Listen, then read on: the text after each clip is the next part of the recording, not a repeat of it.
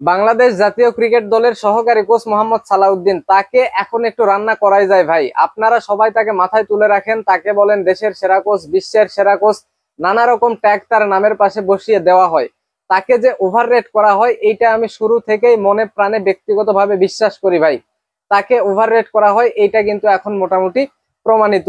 আপনাদেরকে কয়েকটা লজিক শোনাই, যেগুলো শুনলে আপনাদের কাছেও মনে হবে আসলেই মোহাম্মদ সালাউদ্দিনকে ওভাররেট করা হয়। এখন তাকে সেরা কোচ দাবি করা হয় কেন? কিসের উপর ভিত্তি করে সেরা কোচ দাবি করা হয়? BPL performance. বিপিএল পারফরমেন্সের উপর ভিত্তি করে তাকে সেরা কোচ বলা হয়। বিপিএল এ কোন দলের দায়িত্বে থাকে? কুমিল্লা ভিক্টোরিয়ান্স। কুমিল্লা ভিক্টোরিয়ান্স, চিন্তা করে দেখেন, যতবার বিপিএল খেলছে ততবার দেশি বিদেশি মিলিয়ে সব থেকে সেরা দলটাই কুমিল্লা ভিক্টোরিয়ান্স গঠন করে। এখন এখন এই কুমিল্লা ভিক্টোরিয়ান্সের সাথে বিপিএল এর বাকি যে দলগুলো আছে সেই দলগুলার কখনোই আপনি কম্পেয়ার করতে পারবেন না ভাই। চোখ বন্ধ করে আপনি বলে দিতে পারবেন কুমিল্লা ভিক্টোরিয়ান্স চ্যাম্পিয়ন হবে, এই টিমের সাথে কুমিল্লা ভিক্টোরিয়ান্স জিতবে, এইগুলো আপনি চোখ বন্ধ করে বলে দিতে পারবেন। এতটা তফাৎ থাকে কুমিল্লা ভিক্টোরিয়ান্স এবং অন্যান্য দলের মধ্যে। তো এইরকম একটা সেরা দল, এইরকম একটা সেরা দলের পারফরমেন্স যদি ভালো হয়, তাইলে সেই পারফরমেন্সের ক্রেডিট কেন কোচকে দেওয়া হবে ভাই? কেন কোচকে দেওয়া হবে? টিম যেরকম গঠন করে কুমিল্লা ভিক্টোরিয়ান্স, আমার কাছে মনে হয় যদি কোচ ওই দলে নাও থাকে তাও ওই দলটা জিতবে ভাই, তাও ওই দলটা জিতবে। এইরকম টিম কুমিল্লা ভিক্টোরিয়ান্স গঠন করে। তাইলে সেই দলের সাফল্যে কেন সব ক্রেডিট এই মোহাম্মদ সালাউদ্দিনকে দেওয়া হয়? তারপরে ধরেন এই যে বাংলাদেশ ইউএই টি-20 সিরিজটা হলো, এই সিরিজের প্রথম ম্যাচে মাহেদী হাসানকে 5 নম্বরে পাঠাইছে, 5 নম্বরে নাকি 4 নম্বরে পাঠাইছে।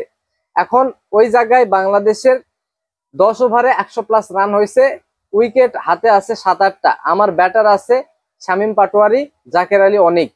আমার সেরা দুইজন ফিনিশার আছে, তাদেরকে আমি নামাবো। আরো 10 ওভার বাকি আছে, কিছুটা সময় তারা খেলবে, সেট হবে, তারপরে ভালো একটা ফিনিশিং টাচ দিবে। এই প্ল্যানিং সবাই করবে ভাই যখন দলের অবস্থা এইরকম, 10 ওভারে 100+ রান, হাতে 7-8টা উইকেট। সেই সময় কেন আমার মাহেদী হাসানকে নামানো লাগবে? এইটা গেল। তারপরে ধরেন আপনার থার্ড ম্যাচ, ওইখানে আবার 5 নম্বরে মাহেদী হাসানকে নামানো হয়েছে। সে একটা রান করতে 8টা বল খেয়ে ফেলছে, তারপরে 9 নম্বর বলে সে আউট হয়ে গেছে। যে প্লেয়ারের অ্যাভারেজ হচ্ছে টি-20 ক্রিকেটে 12, তারপরে আপনার স্ট্রাইক রেট 98, এইরকম একজন ক্রিকেটারকে আমি বারবার 5 নম্বরের ব্যাটার হিসেবে প্রমাণ করতে চাচ্ছি। এখন যেই কোচ মনে করে যে মাহেদী হাসান ইন্টারন্যাশনাল ক্রিকেটে 5 নম্বর ব্যাটার হিসেবে সার্ভাইভ করতে পারবে, সেই কোচের মেধা নিয়ে, সেই কোচের প্ল্যানিং নিয়ে বিশাল বড় প্রশ্ন থেকে যায় ভাই। তারপরে সে বলে যে তাকে অনেক সময় দেওয়া লাগবে, এই যে মানে রিসেন্ট ম্যাচ খেলবে সেইগুলা হারবে, এইগুলা নিয়ে বেশি কথা বলা যাবে না, বেশি সময় দেওয়া লাগবে ভাই। বেশি সময় আপনি নেন, কোনো সমস্যা নাই, কোনো সমস্যা নাই, ইচ্ছা মতো সময় নেন। কিন্তু যখন দেখি আপনি আপনি জিম্বাবুয়ের বিপক্ষে হারেন, ইউএইর বিপক্ষে হারেন, তখন তো আর সময় দেওয়া যায় না ভাই। সময় নিবেন, আপনি সময় নিয়ে অস্ট্রেলিয়া, ইংল্যান্ড, সাউথ আফ্রিকা, ইন্ডিয়ার বিপক্ষে হারেন, সময় নিয়ে হারেন, আস্তে আস্তে ভালো খেলবেন, মানলাম এইটা, মানলাম এইটা। কিন্তু আপনি সময় নিবেন ঠিক আছে, কিন্তু হারবেন গিয়ে র্যাঙ্কিং এর 14-15 নম্বরে থাকা দলের সাথে, জিম্বাবুয়ের সাথে, ইউএইর সাথে। তাইলে তো মানে আপনাকে সময় দিয়ে লাভ নাই ভাই। সময় নিয়ে তো এইরকম দলের বিপক্ষে আপনি হারতে পারেন না। তারপরে তিনি বলে যে আপনার এই যে টি-20 ক্রিকেটে পরিস্থিতি যেই রকম হবে, যখন যাকে মনে হবে যে একে নামালে ভালো হবে, তাকে নামানো হবে, নির্দিষ্ট কোনো ব্যাটিং পজিশন থাকবে না। এইটা তার মতে হচ্ছে টি-20 ক্রিকেটে ভালো করার একটা একটা ধাপ, তার কাছে এইটা মনে হয়। এখন আমার প্রশ্ন হচ্ছে, এই যে India, Australia, south Africa, England, এই দলগুলা টি-20 ক্রিকেটে এত ভালো খেলে, আপনারা কি দেখছেন এই দলগুলার নির্দিষ্ট কোনো ব্যাটিং পজিশন নাই? প্রত্যেকটা দলেই দেখবেন নির্দিষ্ট ব্যাটিং পজিশন আছে, সেই অনুযায়ী তারা ব্যাটিং এ নামে এবং ভালো করে। এখন কেন বাংলাদেশের টি-20 ক্রিকেটে ভালো করতে হলে মানে নির্দিষ্ট ব্যাটিং পজিশন থাকা যাবে না, যখন যাকে মনে হবে যে একে নামালে ভালো হবে, এরকম এইরকম করে ব্যাটিং পজিশন করার আসলে দরকারটা কি?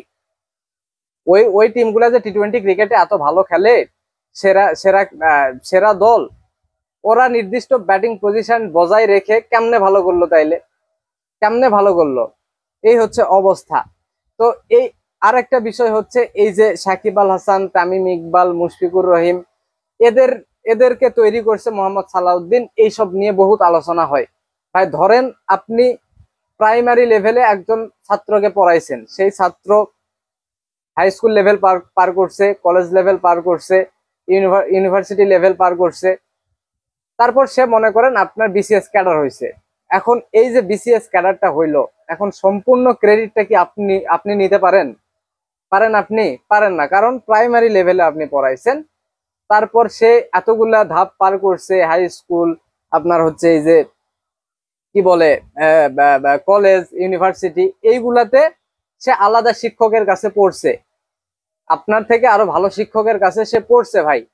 হ্যাঁ, তো আপনি যেহেতু তাকে মানে একদম শুরুতে পড়াইছেন, আপনাকে সম্মান করতেই পারে, আপনাকে সম্মান করতেই পারে, কোনো সমস্যা হলে আপনার কাছে আসতেই পারে।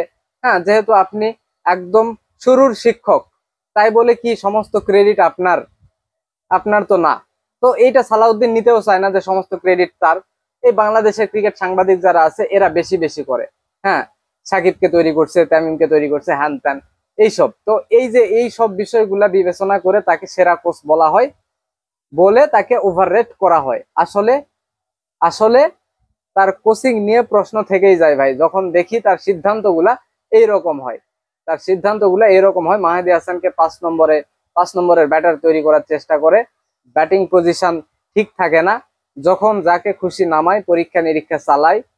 হ্যাঁ, তো এইগুলা দেখলে আসলে মনে হয় না সে আসলেই কোনো ভালো মানের কোচ। এখন অনেকে বলতে পারেন যে কুমিল্লা ভিক্টোরিয়ান্সে মঈন আলী খেলছে, সেই মঈন আলী বলে গেছে যে খুবই ভালো মানের একজন কোচ এই মোহাম্মদ সালাউদ্দিন।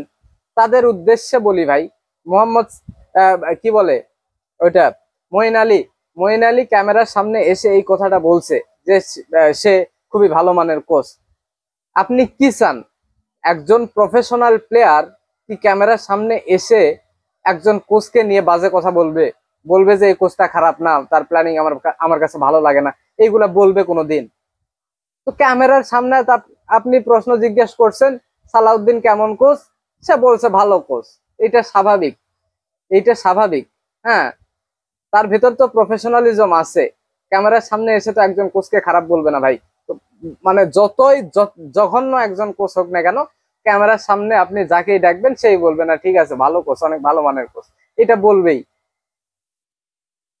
হ্যাঁ, এখন ধরেন ওই জায়গায় ক্যামেরা নাই, অন্য কোনো বিদেশি প্লেয়ারের সাথে সে কথা বলতেছে, তার কাছে সে পার্সোনালি বলতে পারে যে সালাউদ্দিন স্যার এরকম একটা প্ল্যানিং করলো, এটা আমার ভালো লাগলো না, খুব ভালো মানের মানের কোচ মনে হয় না, এইগুলা সে পার্সোনালি আলাপ করতে পারে।